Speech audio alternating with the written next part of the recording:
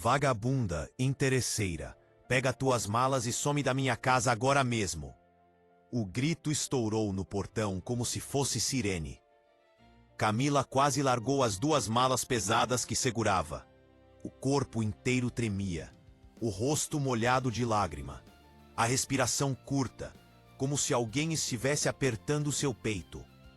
Na frente dela, a rua do condomínio parecia mais vazia do que nunca.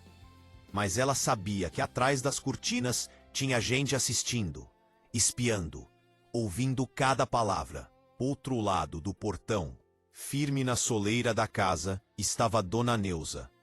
Cabelos grisalhos presos num coque impecável, vestido caro estampado, chinelo de couro e aquele olhar de superioridade que ela carregava como coroa. O dedo apontado para a rua, como quem indica o lixo que o caminhão tem que recolher. Eu falei que não queria você aqui, Camila. Essa casa é minha. Esse chão é meu. Você já aproveitou demais. Agora sai. Vai chorar na casa da tua mãe, se ela te aguentar, disparou, sem um pingo de vergonha. Camila tentou controlar o soluço, mas a voz saiu falhada, infantil, desesperada. Dona Neuza, por favor, eu não tenho para onde ir hoje. Pelo menos deixe eu ficar até amanhã. Eu arrumo outro lugar. Neuza riu, aquele riso curto e cruel de quem sente prazer em ver o outro quebrado. Amanhã?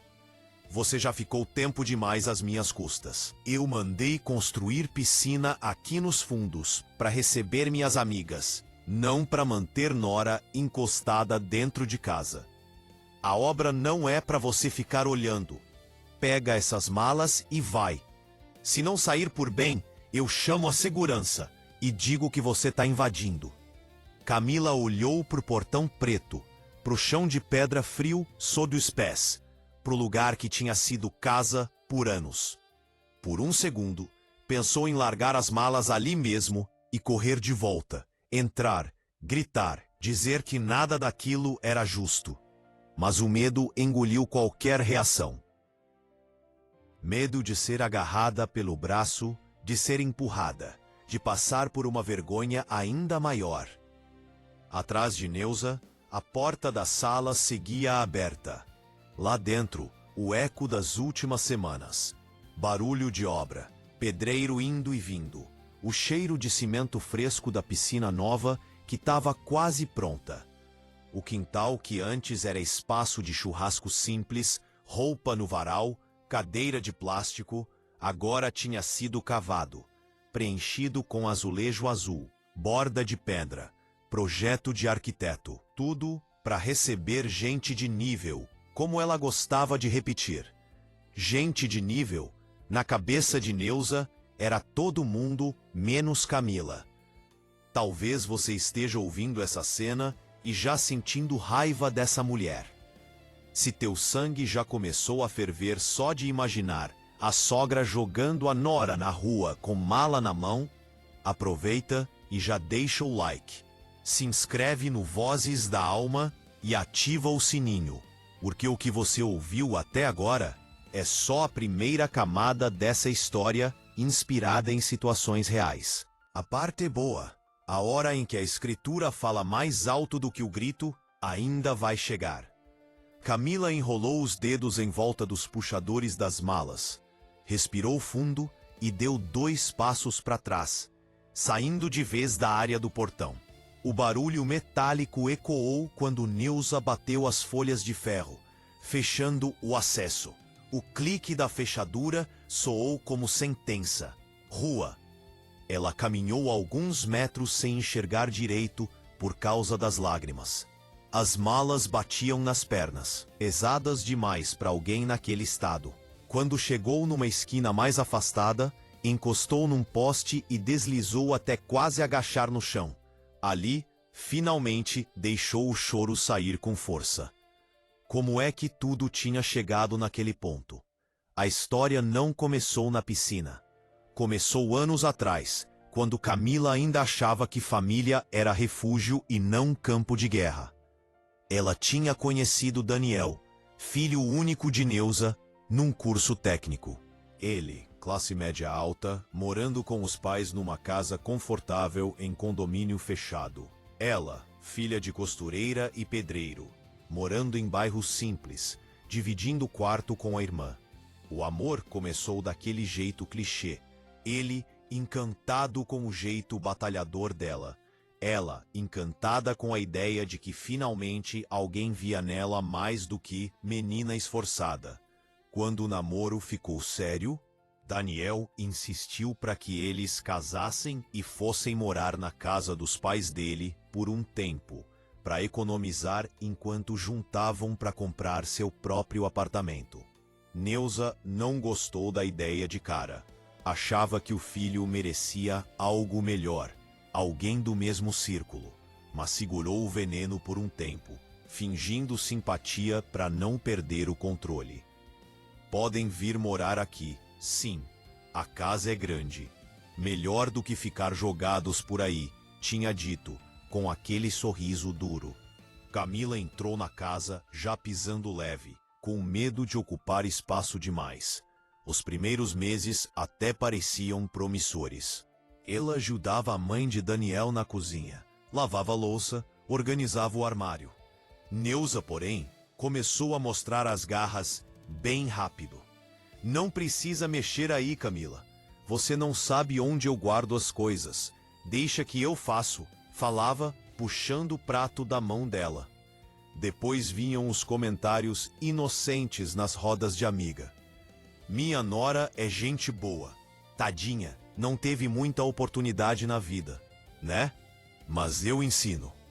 Esse tadinha vinha sempre acompanhado de olhar de cima a baixo. Camila engolia.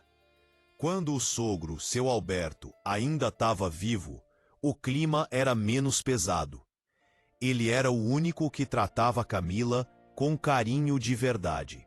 Oferecia café, perguntava do trabalho, elogiava quando ela levava bolo de fubá para a sala. Às vezes, quando Neuza começava com piadinha, era ele quem cortava, com um jeitinho. Deixa de ser exigente, Neuza. A menina se esforça. Nem eu aguento teu padrão, ele dizia, meio rindo, meio sério. Foi seu Alberto, inclusive, que insistiu para que o casal fizesse tudo certinho, quando resolveu reformar a casa uns anos antes. Ele adorava papel passado, registro, cartório. Achava que homem prevenido vale por 2. Na época, precisaram regularizar alguns detalhes do terreno e da construção. Daniel e Camila ainda namoravam, mas já falavam em casamento. Eu quero garantir que, quando eu não estiver mais aqui, ninguém vai ficar brigando por causa de teto, tinha dito, tomando café com a advogada da família. Ele acabou fazendo uma escritura nova, atualizando o registro do imóvel. Mas ninguém ali, além dele e da advogada, deu muita importância para o detalhe de quem aparecia como proprietário no papel. Camila nem sonhava. Depois que casou com Daniel, a rotina foi ficando mais pesada. Ela arrumava a casa, trabalhava num escritório durante o dia, ajudava com as coisas do sogro doente à noite. Daniel, por sua vez, vivia atolado no emprego, chegava cansado, reclamava de tudo, mas pouco enxergava o esforço da esposa. Com o tempo, Neuza parou de fingir simpatia. Começou a tratar Camila como funcionária sem crachá. Você ainda não fez o almoço? Eu não gosto de comer tarde. Lá em casa nunca foi assim, dizia, batendo panela. Camila tentava argumentar que tinha chegado do trabalho há pouco, que ainda estava tirando o sapato. Mas qualquer resposta era interpretada como insolência. Tá me respondendo? É assim que você fala com sua sogra? Quando seu Alberto faleceu, a casa mudou de clima de vez. O oco de equilíbrio que existia foi enterrado junto com ele. Neuza ficou mais amarga, mais controladora, mais apegada à ideia de que mandava em tudo. Camila até tentou sugerir para ela fazer terapia, viajar, visitar parentes. A sogra respondia com escárnio: terapia é coisa de gente fraca. Eu não preciso de ninguém me dizendo o que fazer. O que eu preciso é de paz dentro da minha própria casa, não de nora folgada enchendo meu saco. A gota d'água começou a pingar quando Neuza teve a ideia da piscina. Ela sempre foi obcecada com status. Adorava comentar das amigas que reformavam a área gourmet. Mudavam bancada de granito, trocavam piso por porcelanato. Um dia, voltou de um café com o grupo animadíssima. Todas as minhas amigas já têm piscina. Todas. Só eu que fico passando vergonha nesse quintal sem graça. Isso vai mudar. Vou fazer uma piscina aqui atrás. Grande, aquecida.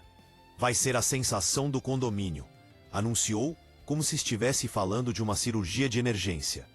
Camila engoliu seco. Sabia que obra significava barulho, poeira, mais trabalho. Mas o problema não era só isso. Era o jeito como Neuza falava. E outra, quando eu estiver velha de verdade, vocês vão me agradecer, porque a casa valoriza. E eu não vou ter vergonha de chamar ninguém aqui. Afinal, essa casa é meu patrimônio. Meu, vocês só estão de passagem. Camila comentou com Daniel, em particular. Amor, piscina é legal e tal, mas é caro. Será que é prioridade agora? A gente ainda nem conseguiu juntar para sair daqui. Ele, como sempre, preferiu o caminho mais fácil. Lá vem você de novo. Minha mãe tá animada. Deixa ela. A casa é dela mesmo. A gente já tá morando aqui um tempo. Não precisa dramatizar, respondeu, sem olhar nos olhos. Casa é dela. Aquela frase começou a ecoar. Os meses seguintes foram um inferno. Obra com pedreiro, pedreiro com rádio alto, caminhão de material subindo rua, cimento, azulejo, brita. Neuza em estado de euforia mandando e desmandando em todo mundo. Camila, além de trabalhar fora, se via quase como encarregada de obra de graça. Tinha que abrir portão para o caminhão, servir café para os trabalhadores, limpar poeira de dentro, porque não queria a casa parecendo canteiro. Um dia, vendo a esposa exausta, Daniel arriscou um comentário tímido com a mãe. Mãe, pega leve com a Camila. Ela tá trabalhando demais. A obra tá acabando, com a rotina dela. Neuza nem deixou ele terminar. Se ela acha ruim, a porta é ali. Eu não pedi pra ninguém morar aqui. Quem quis vir foi ela. E outra, esse papo de nora cansada não cola comigo. Eu trabalhei a vida inteira, grávida, com criança, com marido doente. Não morreu ninguém. A porta ali virou realidade, poucas semanas antes da piscina ficar pronta. Tudo começou numa noite de sexta, quando Neuza ouviu uma conversa atravessada entre Camila e uma amiga ao telefone. Camila desabafava na área de serviço, achando que a sogra estava no quarto.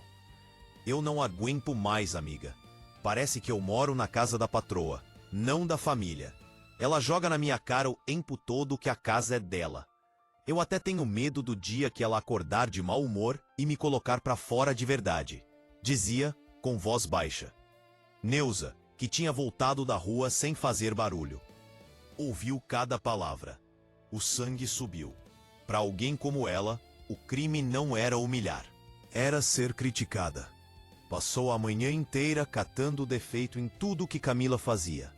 Reclamou do café, do jeito que a cama estava arrumada, da toalha no banheiro.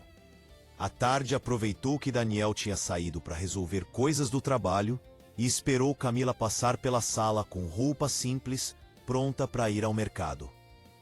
Pode voltar, Camila. Mercado você não vai não, disse, sentada no sofá. Ela estranhou. Aconteceu alguma coisa? Aconteceu sim. Eu descobri que tô sustentando cobra dentro de casa, respondeu Neuza, levantando devagar. E aí começou o show. Eu deixo você morar aqui, uso água, luz, gás, comida, ainda deixo você andar dizendo por aí que tem casa em condomínio. E o que você faz? Fica me chamando de patroa, dizendo que tem medo de eu te pôr pra fora. Pois hoje você vai ter motivo de verdade pra ter medo. Camila congelou. Sentiu o corpo inteiro ficar frio. Dona Neuza, eu não mente. Eu ouvi você no telefone. Eu ouvi. E hoje mesmo você vai sair dessa casa. Vai levar tuas tralhas, teu dramalhão barato, e eu vou ter paz para terminar minha piscina sem nora ingrata enchendo meu saco. Camila ainda tentou explicar, pedir desculpa, dizer que tinha sido um desabafo no calor da emoção. Neuza não queria conversa. Foi até o quarto do casal. Começou a arrancar roupa do armário e jogar na mala. Não encosta nas minhas coisas desse jeito, por favor, falou Camila, com as mãos trêmulas. Ah, então você quer escolher até como vai ser expulsa? Vai juntando aí, que eu quero esse quarto vazio até o fim da tarde. Aqui agora é a área de apoio da piscina. Vou fazer closet pros hóspedes. Você achou mesmo que esse espaço ia ficar pro resto da vida pra nora encostada? Riu com desprezo. Camila ligou para Daniel, desesperada. O telefone tocou, até cair na caixa postal. Mandou mensagem, áudio, nada. Neuza, vendo o desespero dela, pareceu gostar mais ainda da situação. Não adianta chamar meu filho. Ele sabe com quem ele pode contar. Ele não vai largar a mãe dele para ficar correndo atrás de mulher que faz fofoca de sogra por aí. No fim da tarde, Camila se viu exatamente na cena do começo.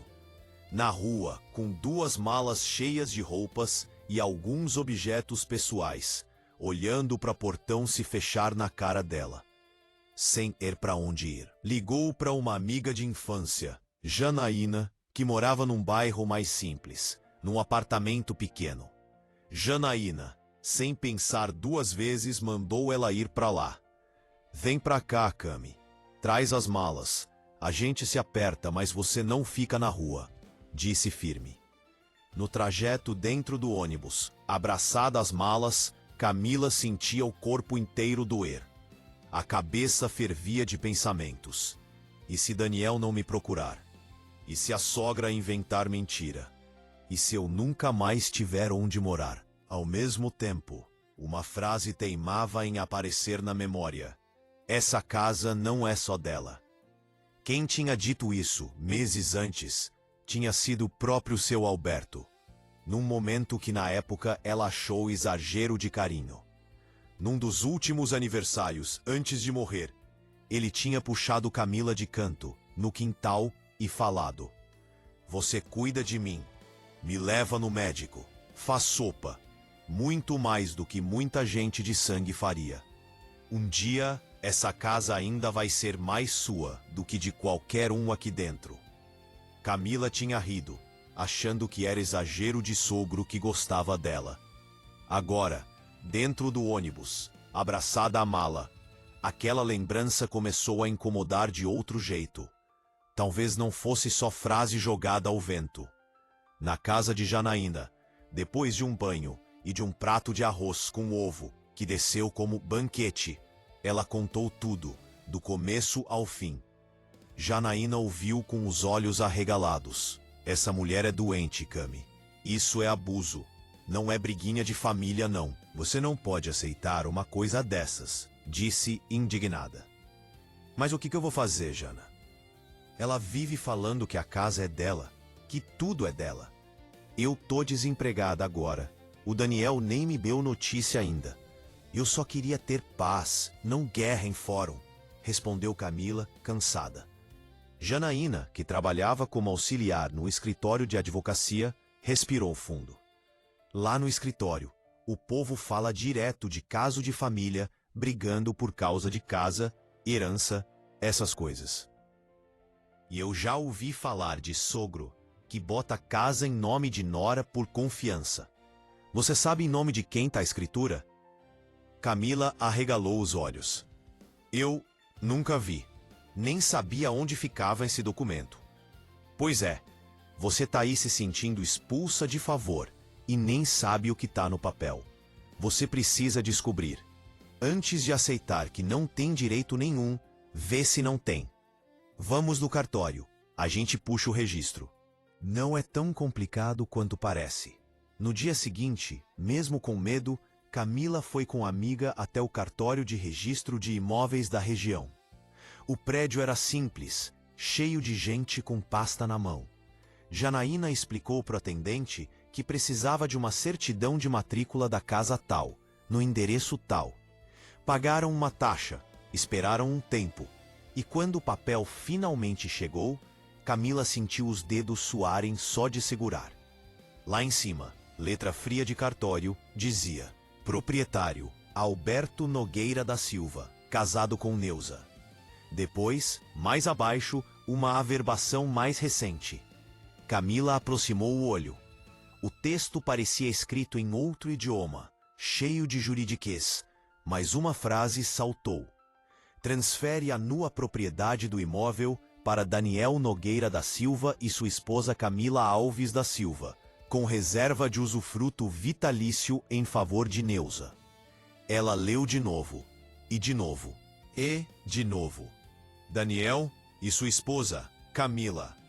Janaína pegou o papel, leu também e abriu um sorriso de quem acaba de achar ouro enterrado. Amiga, essa casa é sua também. Olha aqui. Seu Alberto passou a propriedade para o Daniel e para você. A tua sogra só ficou com usufruto. Ela pode morar, usar, mas não pode fazer o que bem entende como se fosse dona absoluta. Muito menos te expulsar assim.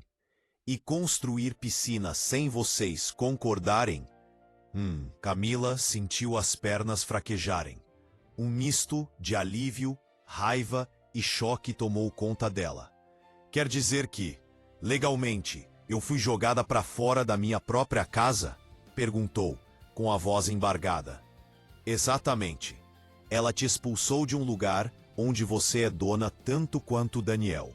E essa obra toda aí, essa piscina, pode virar problema para ela se não tiver autorização dos proprietários, respondeu Janaína.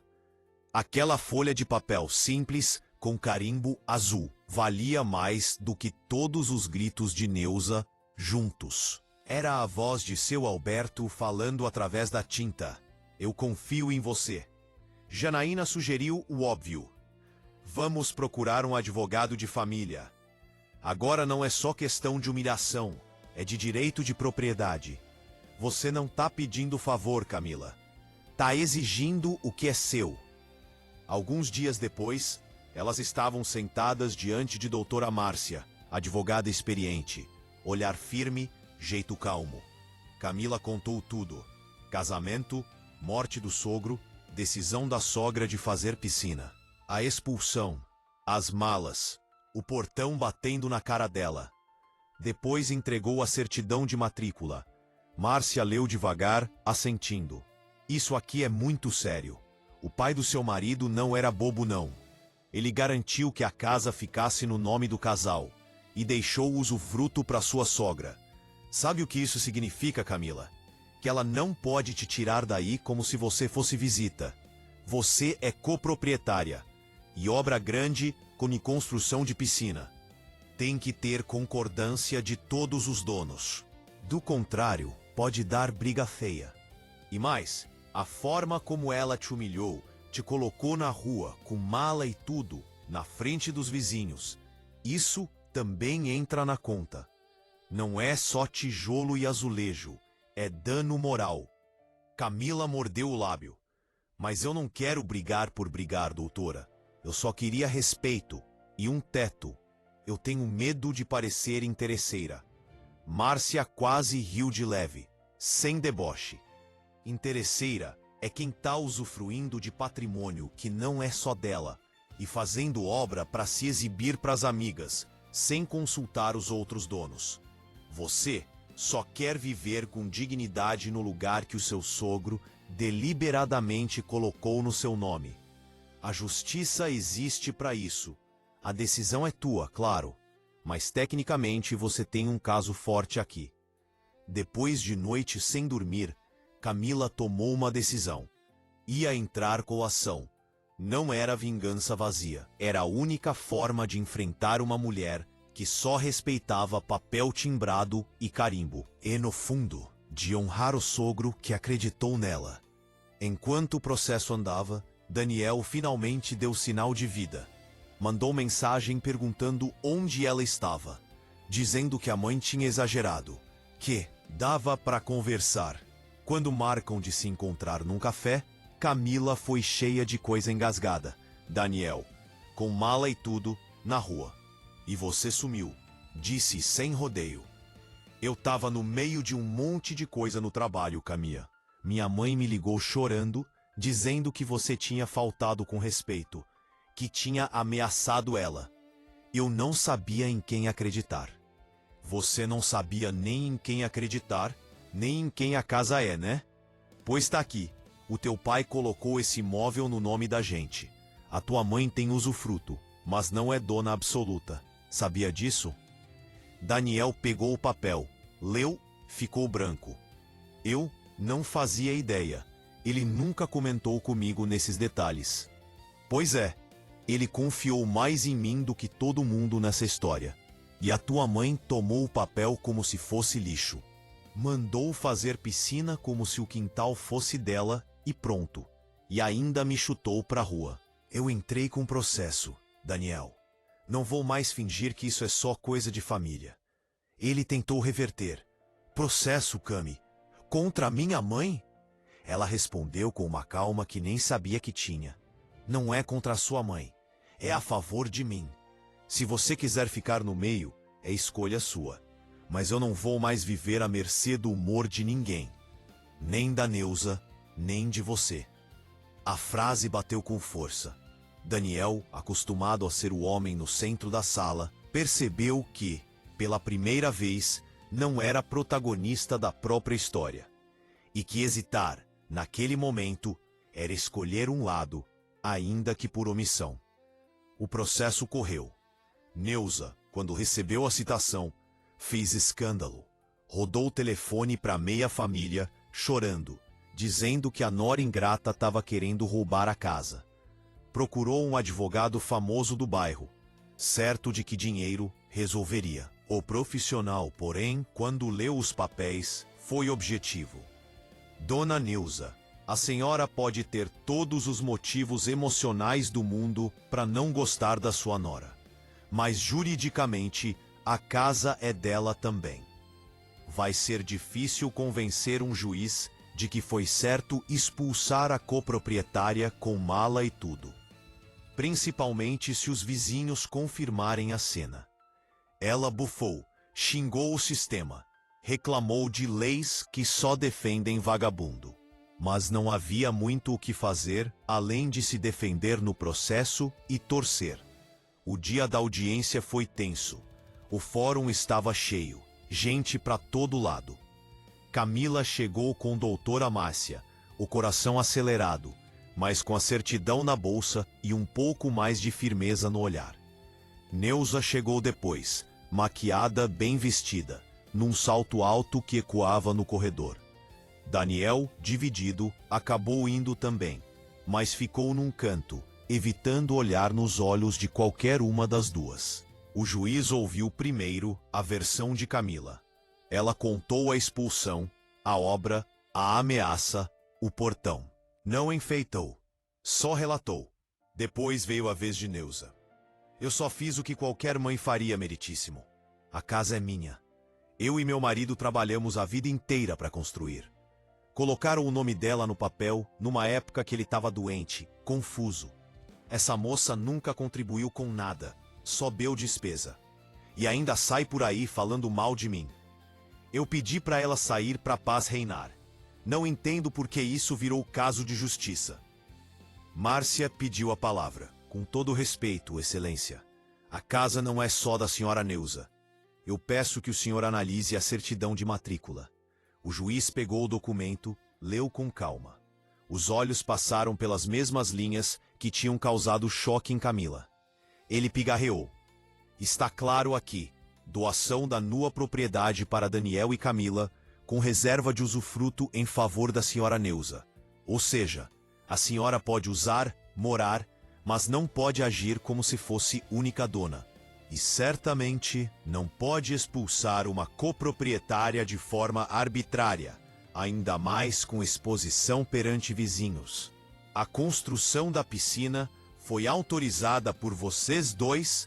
Perguntou, olhando primeiro para Camila, depois para Neuza. Camila respondeu, eu nunca assinei nada. Fui comunicada depois que a obra já tinha começado. Neuza tentou remendar, mas ele é meu filho, meritíssimo. Eu sempre cuidei de tudo. Ele sabia. Daniel, que até então estava calado, soltou. Eu não sabia dessa doação do meu pai, mãe. E você nunca perguntou se a Camila concordava com a piscina. Só chegou avisando que ia fazer. Um silêncio pesado tomou a sala. O juiz respirou fundo. Família é coisa complexa. Eu entendo. Mas meu trabalho aqui não é julgar sentimento. É julgar fato. E os fatos são: Camila é coproprietária do imóvel. Foi retirada de forma agressiva do local, com malas, sob gritos. Obra de grande porte foi feita sem consentimento de todos os donos. Isso não pode ser tratado como simples briga de sogra e nora. É violação de direito. A sentença não saiu na hora, mas a cara de Neuza já denunciava que não seria do jeito que ela queria. Semanas depois, quando a decisão veio, Camila leu cada linha com as mãos tremendo. O juiz reconheceu o direito dela de voltar a casa ou, se preferisse, ser indenizada pela sua parte. Determinou que Neuza pagasse uma quantia por danos morais, citando especificamente a expulsão na frente dos vizinhos. E ainda determinou que qualquer alteração estrutural futura, inclusive acabamento final da piscina, só poderia ser feita com concordância formal de todos os proprietários. Na prática, a escritura tinha falado mais alto que o grito. Neuza recebeu a notícia como se tivesse levado um tapa. Passou dias trancada, falando mal da justiça, dizendo que o mundo acabou e que a nora venceu. A verdade é que quem tinha vencido não era a nora contra a sogra, era o papel contra o abuso. Camila, com a decisão na mão, precisava escolher que caminho seguir. Poderia voltar para casa, ocupar um quarto, dividir o mesmo teto com Neuza sob a vigilância da lei. Poderia exigir venda do imóvel e pegar sua parte. Poderia negociar um acordo. Ela pensou muito. Lembrava do quintal com cheiro de cimento fresco, da piscina azul chamando atenção, do portão fechando na cara dela, dos risos de Neuza. Lembrava também do carinho de seu Alberto, das sopas, das conversas. No fim, decidiu que não queria mais viver naquele cenário contaminado. Preferiu negociar. Com a ajuda de Márcia, propôs: Neuza poderia permanecer no imóvel, com a piscina, a sala, o portão, mas teria que pagar à vista a parte que cabia a Camila e Daniel. Parte essa que a lei reconhecia. Daniel, por sua vez, teria que decidir se ficava ali com a mãe preso naquela dinâmica ou se saía com a esposa recomeçando em outro lugar. A conversa foi dura. Você quer arrancar metade da minha casa? Gritou Neuza, quando soube da proposta. Não, dona Neuza. Quem já tirou coisa de alguém aqui foi a senhora, quando me mandou pra rua como se eu fosse nada. O que eu tô pedindo é só a parte que sempre foi minha. Eu só não sabia, respondeu Camila, sem elevar a voz. Daniel hesitou por dias, dividindo-se entre a culpa e o medo da mãe.